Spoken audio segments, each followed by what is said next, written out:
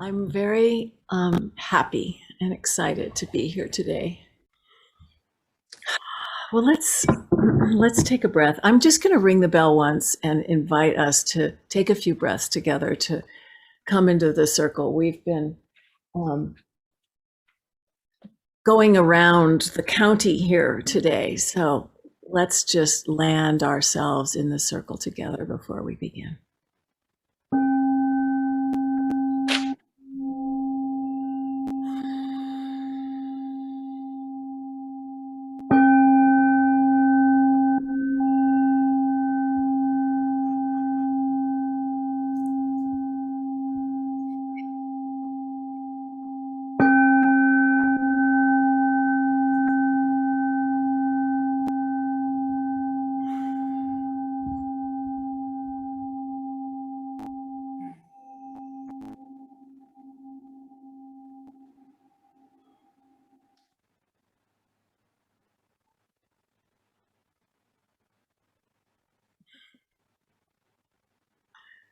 Welcome, everyone, to another Monday Mindfulness Meditation. It's a real joy for me to be here today with my dear friend and Dharma brother, Shantum Seth, who is visiting with his wife, Gitu, from India. And we have known each other since, when was 1987. it? 1987. So it's been a long-term relationship. And we've been through many spiritual journeys together, and share in particular our love of our root teacher, Thich Nhat Hanh, who is the one who passed the transmission of Dharmacharya to both of us, which means Dharma teacher. And Shantum has been leading pilgrimages. I just want to read you his bio a bit, just because it's worth bringing you in properly. Okay. So he lives and teaches in India. Who's laughing? Somebody's laughing. That's you, JJ. Oh, I'm not muted. I'm sorry. I was laughing too, so it's okay. I hope you're laughing with us. We've just been having so much fun seeing each other again, and catching up on all of the old stories, and reminding ourselves of what we've lived through, and talking about where we are now. And now I want to cry because it's just deeply moving. Yeah.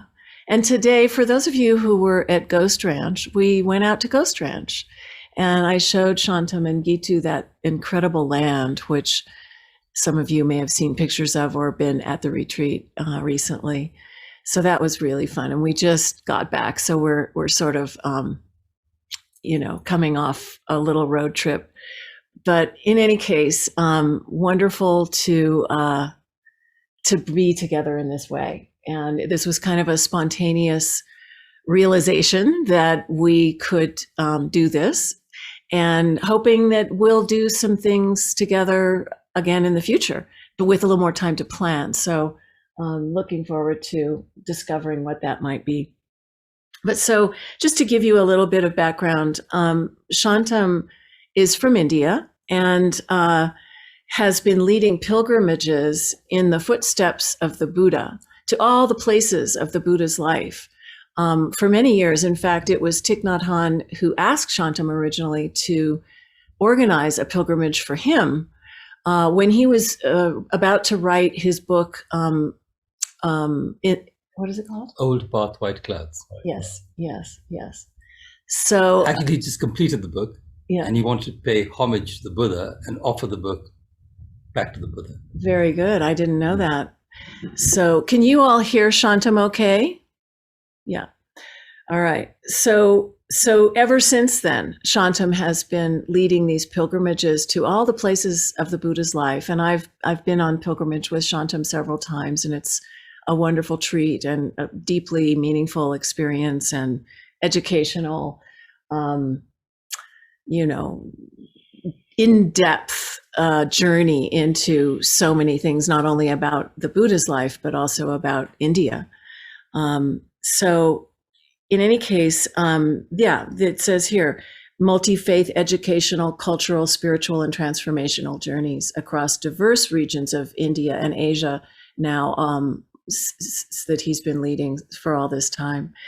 So Shantum is also really actively involved in educational and social and ecological programs working on cultivating mindfulness in society with educators, the Indian police force, corporate sector, and others. And his work is supported by the nonprofit trust that he and his wife Gitu founded called Ahimsa.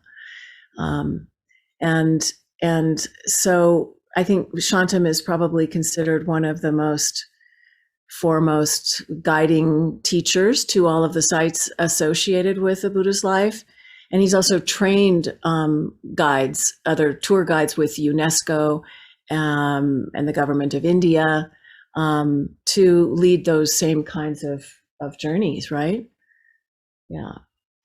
So that's a lot. Already. Yeah, that's a lot. He, there's a lot here. He comes from an amazing family. His mother was one of the first women, or the first woman, to become a chief justice in India. And his father was a real kind of shoe guru. A shoe guru, yeah. Who the untouchable class is those who handle the feet. I don't know how you say it exactly, but so his father became a shoemaker and broke through a lot of those taboos in a very amazing way. Yeah. And his brother Vikram is a well-known author who's written incredible books, including one called The Suitable Boy that was recently made into a mini series that's definitely worth watching. And his sister Aradhana is a filmmaker as well, right?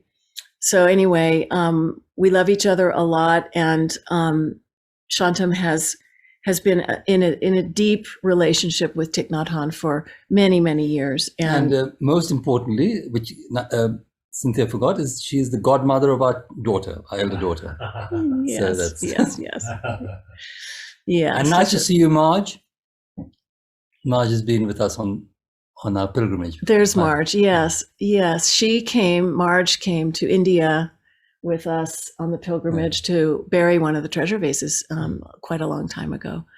So anyway, welcome, Shantum. It's so wonderful to be able to share this with you and to be together. And we thought that it would be kind of the most fun to have a little bit of a dialogue with each other, with you, and then to go into the practice as we always do, sitting, walking, and sitting, and then after we finish, then to invite your reflections and comments and any questions you might have. So because Shantum has led so many pilgrimages, I thought I would start by reading you the opening paragraph to a chapter in my book called Pilgrimage, which is actually the main story in this chapter has to do with a pilgrimage that we made together to the places of the Buddha's life, which actually, Marge, you were on this pilgrimage because it also talks about taking the treasure vase where we did. So, but it's a deep dive into the subject of pilgrimage. And so I'm just going to start by reading this paragraph and then ask you, Shantum, if you would, to maybe reflect a little bit on what a spiritual pilgrimage is really all about.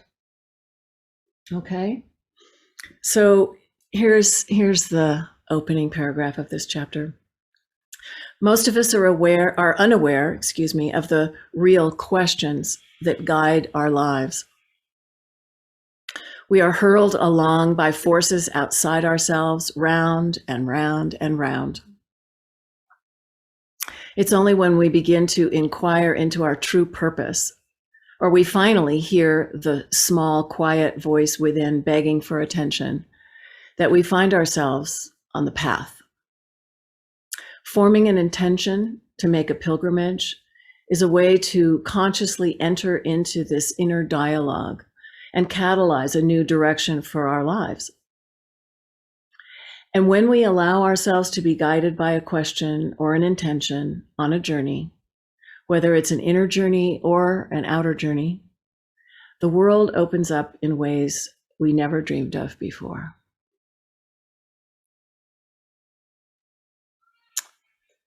Isn't that so? Yeah, no, I think it's very nice the way you stated, because in fact, I often think of a spiritual journey as an inner journey in an outer space. Of course, it has to be in the, so it could be something to do with important for a religious tradition. It could be important from a point of view of family or an ancestor, or even it could be something. I'm sure people go to Elvis Presley's house, what's called Graceland, as a pilgrimage. Yeah. So it depends what is moving you. But I think for me, pilgrimage is more of a surrender than an achievement. You're not trying to conquer something outside, like a tourist would say. I've done Paris. This is really about understanding ourselves in this process of journeying to often unknown places. So when we go to a place which is unknown to us, then our habituated energies don't come up, because those are the seeds in our consciousness that get triggered. And so a place like India, for example, a place of spiritual force, allows us to touch those seeds in ourselves, which are yearning to be, in a way, to be understood. And it's really an understanding of ourselves. And ultimately, it's a dissolving of ourselves, because there is no such thing as ourself. But this process of journeying into unhabituated territory, and then some people say pilgrimage is very important to do on your own. I find it's more powerful to do it as a group, because I feel that the collective energy of the people going actually enhances the journey. And also, many of these places are very charged because people have been coming with the same intentionality. So I find, for example, in the pilgrimage I've been doing in the Footsteps of the Buddha, I have 3 or 4 main ideas in it. One is to meet the Buddha as a human being. I think to know that he slept here, he walked here, he ate here, and he was somebody who was a human being. I think that's very important for me as a Buddhist practitioner. And the second is to really understand and to do that in the context of the places where he was. Mm-hmm. So sit in the cave, walk across the river, sit under the tree. And then you get that experience of really, taking your shoes off and walking through the water, or hearing the breeze through the trees, or feeling the stillness of the cave and seeing the light enter into the cave, or your eyes as you go out of the cave. This is exactly what the Buddha experienced. So when you start experiencing it like that, you start seeing where his teachings came from and the context of the agricultural practices. You see somebody plowing, so the stories of the Buddha become relevant. Then you start studying or discussing the sutras and seeing what the Buddha was teaching in a particular place, relevant to that place. So really, the life of the Buddha, and then his teachings come alive, and then this community allows us to really, I think, lift an energy together where each one's inner yearning or inner search gets melded together. And we learn from each other. We see with 8 to 10 different pairs of eyes, rather than just one pair of eyes. We feel with 10 hearts rather than just one heart. And then the awakening, which is the letting go, the surrendering, is really up to all sorts of causes and conditions. It's not just up to, it's part of the process, how you go. It's not just where you go there. So it's a little bit of a pilgrimage, like I said. There's a lot more. There's going on for 35 years. Yeah. And each journey is different. It's not the same. You tread the same, go to the same places, but each time something else emerges in my learning of myself, and I see for the other people. And it's a journey of transformation. It's not a journey of, sun and sand and beaches. Sun and sand is quite nice too, but the intentionality is very important. the intention we're going with, which is the uncovering of our unconscious and understanding who we are. I really love the idea that we travel together, and that as we do, instead of just traveling by ourselves, that when we go together, we are building this notion of Sangha and the group. And I want to touch on this notion I come to a lot, as some of you know, about collective awakening, and what is that for, what is this notion of awakening now? And as we come into the group awareness. So that is something that you're working with on these pilgrimages as a group. But I also loved you talking earlier to me about some of the sites, just before we move on, some of the sites of the Buddha's life, and for example, the trees that were in each location that he was in relationship to in the key moments. So I wonder if you could just tell us a little bit about that. Yeah. So I think we can expand the Sangha to include the trees. It's not just the people traveling. There you go. And we are coming into the space where nature and the birds and the squirrels, whose ancestors were sitting with the Buddha, and the Buddha sat under the Bodhi tree. I realized that we're sitting with our own spiritual ancestor, because the Bodhi trees, 3-4 generations before was sitting with the Buddha. So when we sit there, we realize that actually the Buddha became the Buddha in the present moment. And if you can really be present, then that is, we have the opportunity to awaken. So I feel these trees also are markers at each site. So each site has its own story. So Kushinagar is the story of the Buddha's passing away. And there are great teachings about how do we handle death, what is the, what is death, etc. But then we have the sal tree. And so the tree symbolizes that, or we go to Lumbini, where he was born. And there's this Sita Shok tree, or in the Pali Canon, the sal tree. So again, all these, or when he was a child, when he was 9 years old, and he sat under a jamun tree, which is like an Indian plum, and he had his first mini awakening. So I think for me, seeing the terrain in India and the vegetation in India also reminds me of who the Buddha was and his actual experience. I think that's important. And so if you can expand the notion of Sangha from just the people traveling together to the people we're meeting, the vegetation, then I think you're in a much more non-dual experience. And, it's not getting, and I think, as I said earlier, not getting caught in me, mine, and I, this over, even though it is I who made the intention to go to these places and, whatever I'm doing. But I think the realization is that what the Buddha had under the tree is that there's no such thing as an individuated I. So when we were talking in the car, we're talking about the earth and how the earth is an important Sangha member in that sense. The earth, what Cynthia refers to as, the Greeks refer to as Kaya, we refer to as Prithvi or Dharti. And when we were talking about realizing that the trees, in a sense, symbolize also the earth, because they've grown out of the earth, the leaves then obviously fall from the earth, from the tree, then become the earth. So they become, from being the daughters of the tree, become the mother of the tree. And that cycle continues. And I think Thich Nhat Hanh describes this process very well when he says the Buddha was sitting under the Bodhi tree and he looked at the leaf, and in the leaf he could see the clouds, the rain, the sunshine, the earth. And if you took one of those elements out, you would not see the leaf in that sense. The leaf would not exist in the way we're seeing it. So I think that's a realization happens when nature is our teacher. And we, but when you talked about calling the earth, that the Buddha calls the earth to witness, or summons the earth to witness that awakening. And this book of Cynthia that she was reading from is, I think it's called something like that. It's called Summoned by the Earth. Summoned by the Earth. And I think that comes from that moment where the Buddha, at his point of awakening, there's doubt and there's all this, and people's, and in his eyes, who knows you've awakened? And he calls the earth to witness this. And this is because the earth is an entity that he is in relation with. It's not something, so I think realizing that was just a part of his realization, that the earth has her own sense of being and supporting him through his journey on his own awakening. So I think calling her was very natural for him. It was not something, bizarre. Yeah. Who else? Who better? Yes. You've been with me all throughout. Yeah. And so that's why I feel the tree, the leaves, the sound of the wind through the trees, all that is part of his awakening and part of our collective awakening. Mm-hmm.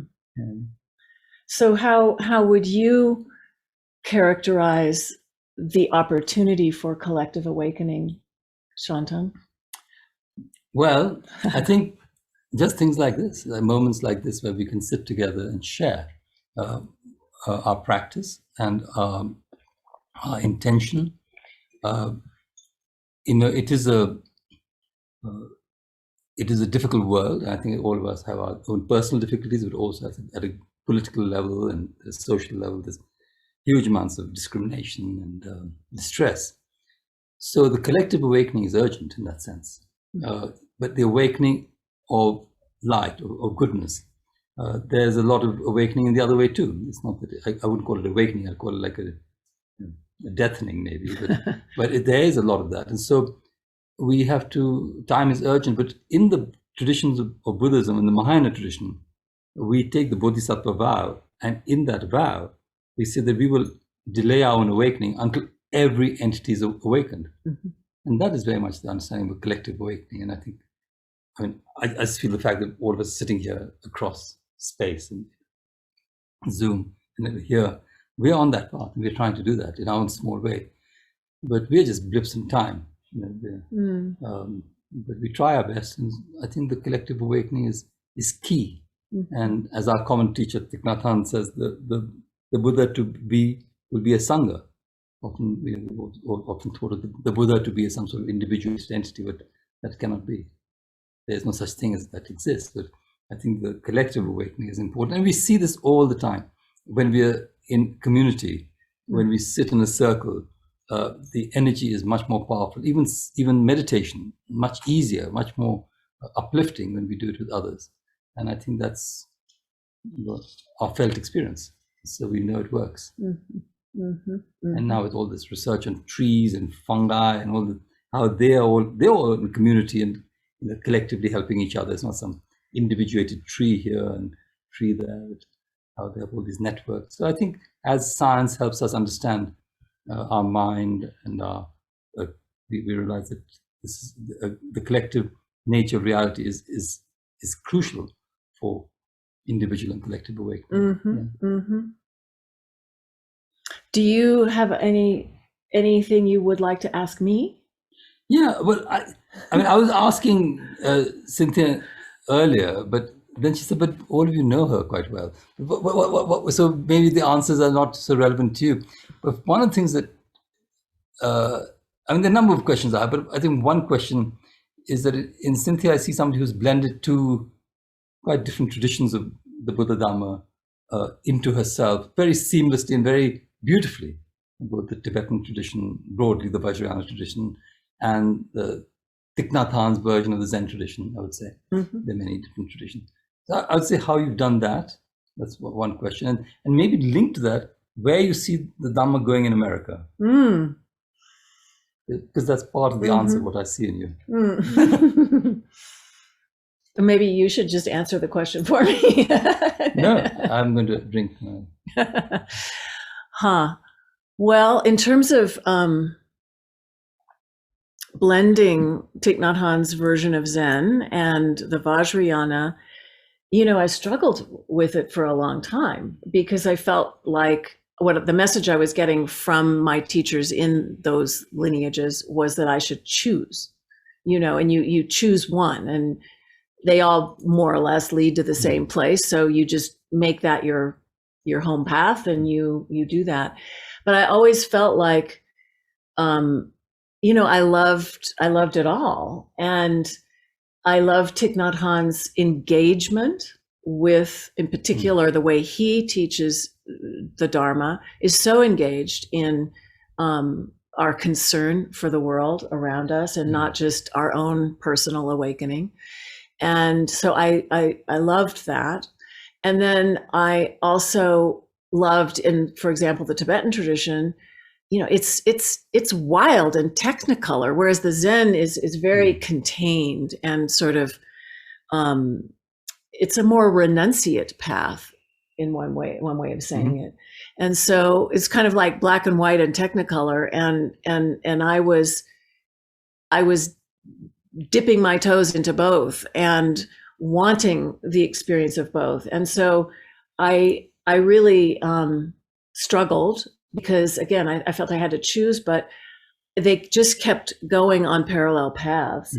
And I was practicing in both at the same time. There was one point where I asked Thich Nhat Hanh, actually, and I said, what about some of us who are practicing in other lineages of Buddhism at the same time as being your student? And he said to me, I don't know if you were there, he said to me, this is the open way Sangha.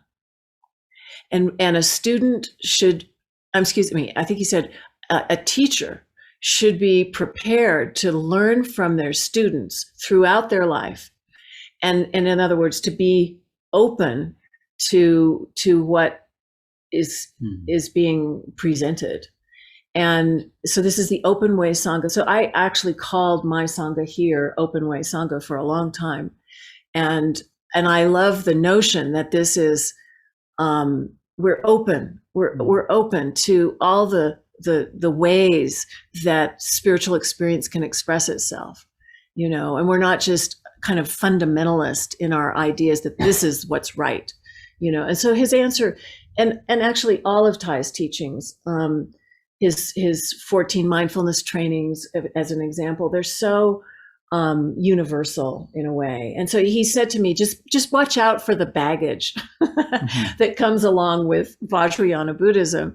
Of course, I think the Vajrayana teachers looked at Thich Nhat Hanh, or sometimes look at Thich Nhat Hanh's teachings and think that he's so simplistic, and that it's not as, there's a lot more to it than what comes across in Thay's teachings on the surface.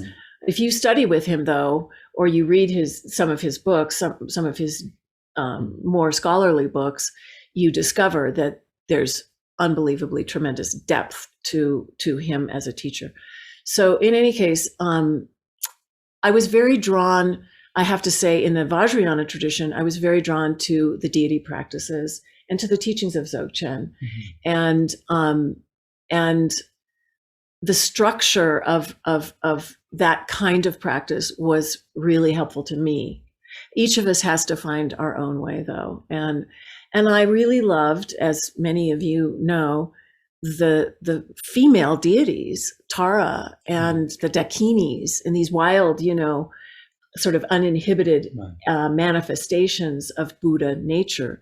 That really spoke to me because I missed the feminine embodiment inside of most of the Buddhist lineages, which are very patriarchal and very structured and hierarchical. And I feel this is something that really needs to change as the Dharma comes into a new time and a new culture here in the West. So in terms of like how it goes now, I really come back over and over again to what we touched on a minute ago around the collective and this thing. Shantum was there in that same moment that I was also there when Thay said the next Buddha will be a Sangha, and it really changed my life to hear him say that, because I realized that the time of the individual awakening is over. And it was beautiful to hear you say that the Bodhisattva vow to do this kind of practice, not just for ourselves, but for all beings. If we really take that to heart, then we realize that we're all in this together, and there's no place where I leave off and you begin. And it's such a profound understanding. And so that to me is like what the earth is calling us to in these times. And so to take also, there's one other point about the times, and that is, for me, I feel that the guru and student relationship is pretty troublesome. It's awkward and troublesome, and that it doesn't empower people in the way that we need to be empowered for our own awakening today. So as we go forward, I'm so interested in sitting in a circle and listening to you and hearing your wisdom as it comes forward, and yours and yours and yours, and to knowing and realizing that you have Buddha nature and you have Buddha nature and all of you have Buddha nature. And because of that, we can help each other to wake up together. Yeah. Perfect. I get so excited. No, it's a co-manifestation. It's a co-creation. Yeah. And I think that's wonderful. It's not. We are co-creating each other in this moment by our presence, our intention, and our practice. And I think also the Buddha Dharma has always,